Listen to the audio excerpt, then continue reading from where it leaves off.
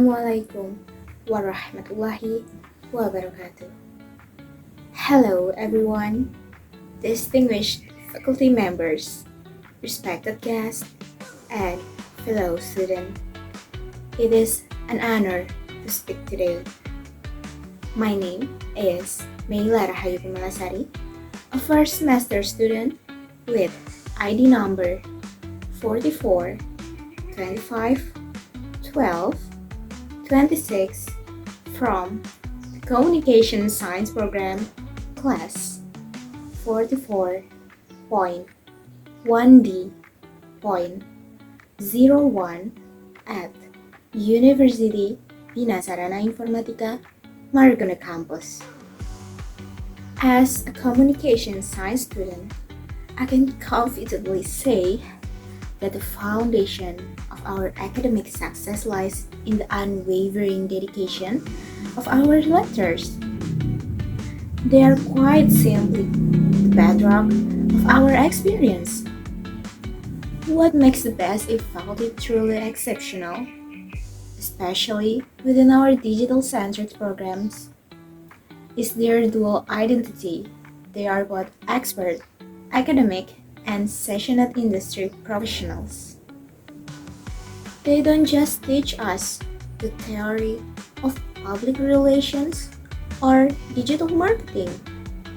They share war stories, current trends, and the exact software required to land a job. They turn our classrooms into active agencies, workshops, and newsrooms. This commitment to real-world relevance, constantly updating curriculum to keep pace with the hyper-speed evolution of social media algorithms, search engine organizations, and visual content is profound effort we often take for granted. This brings me to a point of sincere sympathy and deep respect. We as students sometimes forget the immense pressure on our lecturers to not only grade papers and teach multiple classes, but also to remain experts in an ever-changing industry. They have to master new platforms, research ethical digital practices, and adapt their teaching methods, all while supporting our sometimes challenging academic goals. That level of tireless commitment, balancing the theoretical rigor of academia with the immediate practical demands of the creative industry, deserves our highest commendation. To every lecturer at BSI, thank you for your patience, your expertise, and your genuine care. You are the pioneers guiding our journey through the digital landscape, and your efforts are shaping us into the confident and competent communicators the world needs. I truly believe that with your mentorship, we, the students of BSI, are ready to conquer the creative economy. Thank you. Wassalamualaikum warahmatullahi wabarakatuh.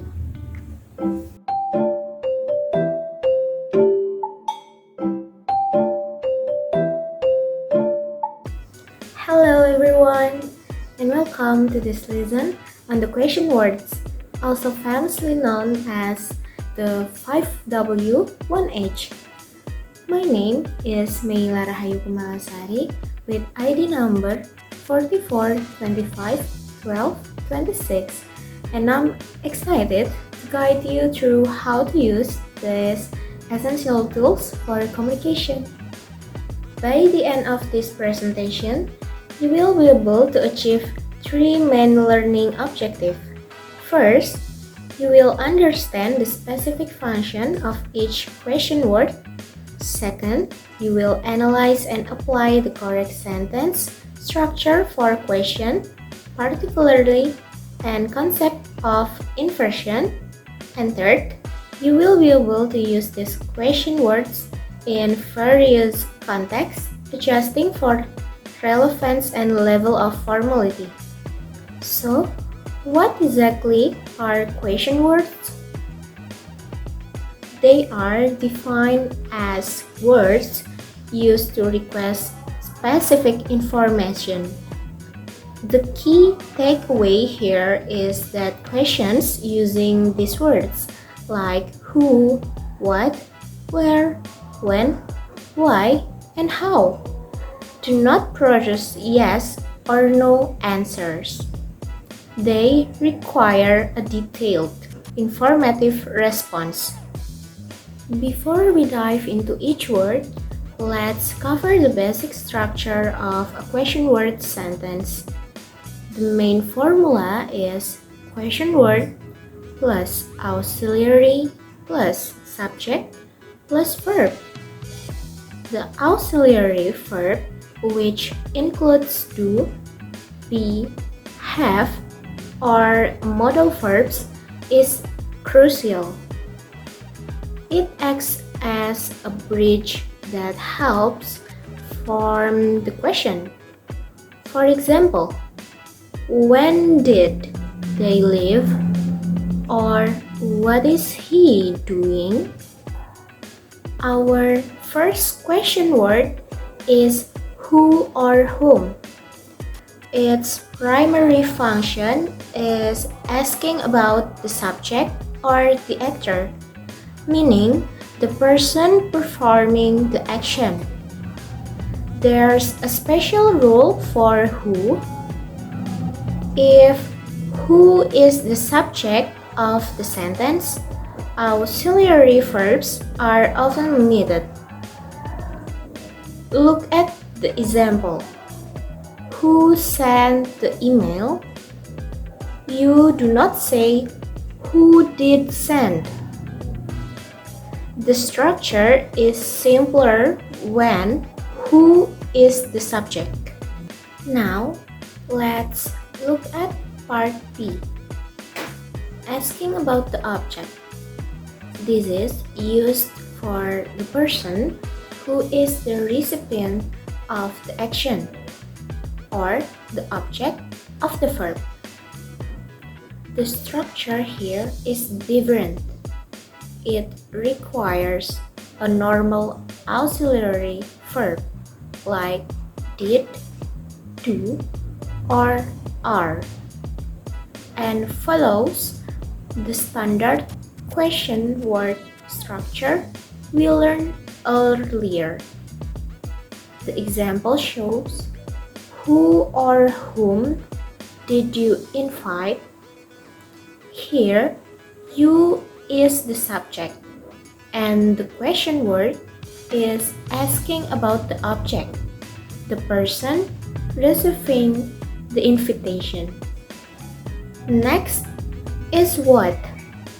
This is used for a broad range of things: inanimate objects, abstract concepts, or actions being performed. It's very versatile. Examples: what is the problem? Asking about a concept or issue. Or what are you thinking about? Asking about an action or idea. Moving on to where. The function of where is simply asking about a place. This can be a specific location, position, or even a general purpose related to a place. Simple examples are where is the meeting held? Or where do you live? Our fourth word is when. This question word is used for asking about time, covering everything from specific hours, days, date, or longer periods. Ask when to find out the time something occurred or will occur. For instance, when does the concert start? Or when did you graduate? The fifth word is why. This is used for asking for a reason or cause. The goal is to find a motivation behind an action or event. The key, why question, are always answered will because, as you are giving the justification. An example is, why are you learning English? The answer will explain the cause or motivation. Now, let's explore the final main question word, how. Its function is asking about method and condition. We use how to inquire about the methods, processes, or the condition of something or someone. For example, how did you solve that problem? Asking for the method. Or, how is your family? Asking about their condition. The word how has several important variations. Part A is about quantity, many versus much.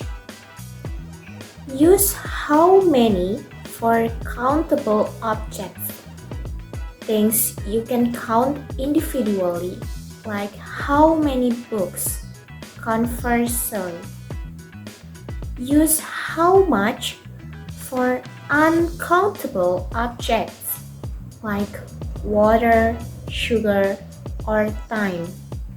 Or when asking about price, such as how much water or how much does it cost. Part B covers variations related to size and frequency. How often? Ask about frequency.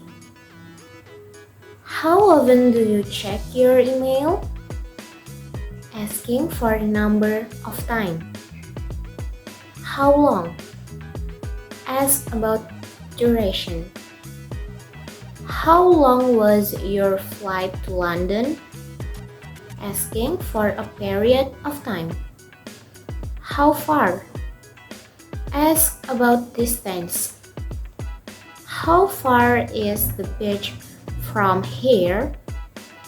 Asking for a length of space. Next, we introduce which. The function of which is asking limited choices. We use it when we are choosing from specific and limited options. For comparison, remember the difference. What implies a broad choice, anything in the world, while which implies a specific choice, like which color do you want, blue or green? Finally, we have whose. This question word's function is asking about ownership. Its structure is unique. Whose is always followed by noun, the item that is owned. The example clearly shows this structure. Whose laptop is this? The expected answer will identify the owner. It is mine. This slide gives a quick summary to clarify the common confusion between who versus whom. Who, or subject, it acts as the subject of the sentence and is typically followed directly by the verb. Example, who is speaking? Whom, or object, it acts as the object and you will see a subject and an auxiliary verb after it. Example, whom are you talking to? Practical rule. A simple trick is to replace the question word with pronouns. If the answer is he or she, use who. If the answer is him or her, use whom. Let's do a quick trial to practice subject versus object using the who or whom rule. Question 1. Blah blah blah send a text message. The answer is the subject, so it should be who. Question 2. Blah blah blah. Did you meet at the party? Here, you is the subject and the question word is the object. So, the correct word is whom.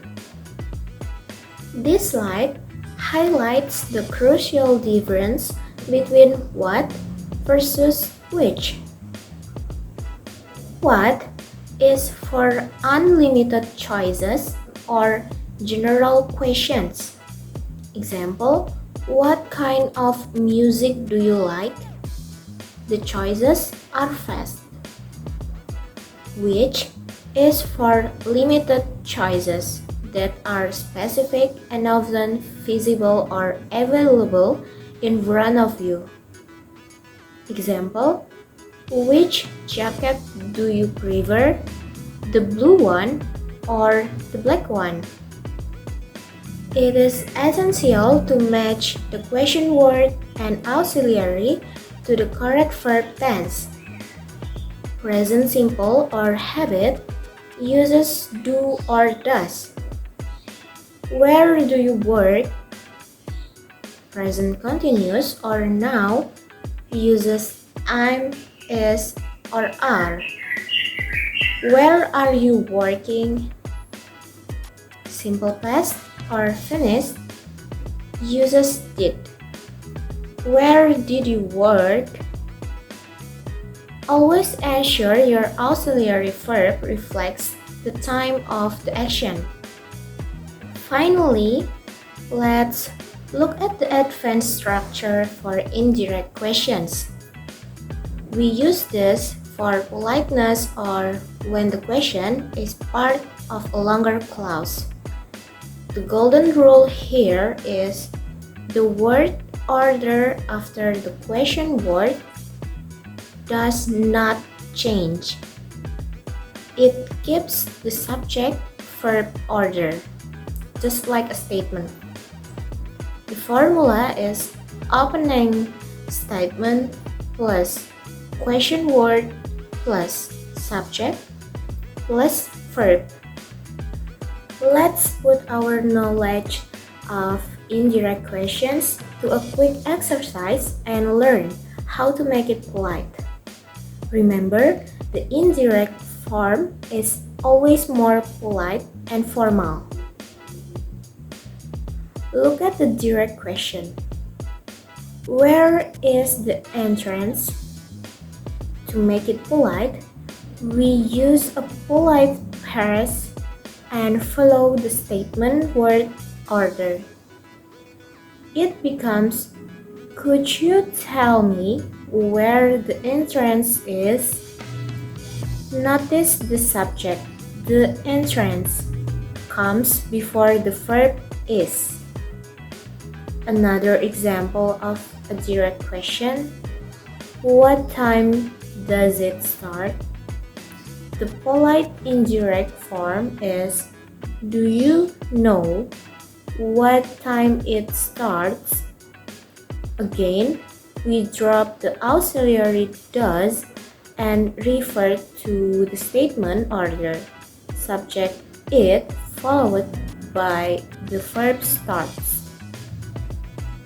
To wrap up the correct concepts, here is a main visual summary of the 5W and 1H words.